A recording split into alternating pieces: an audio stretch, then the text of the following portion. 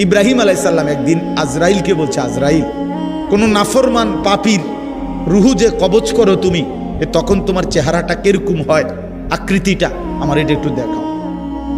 হযরত ইব্রাহিম আলাইহিস সালামকে আজরাইল বলছে, আল্লাহর কসম হে নবী, আপনি সহ্য করতে পারতেন না, আপনি এটা দেখতে চাইেন না।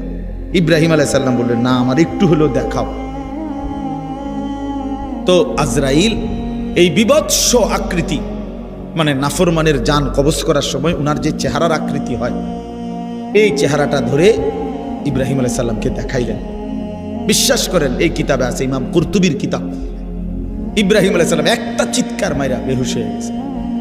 হুঁশ আসার পরে ইব্রাহিম আলাইহিস সালাম বললেন, আল্লাহর কসম, আয় আল্লাহ, মালিক আপনার কসম, কবরের আযাব, জাহান্নামের আযাব কোনো নাফরমানের জন্য কিছুই লাগবে না, শুধু আজরাইলের এই ভয়ানক দৃশ্য জান কবজের সময় একবার দেখলেই তার সারা জিন্দেগীর নাফরমানির শাস্তির জন্য এটাই যথেষ্ট।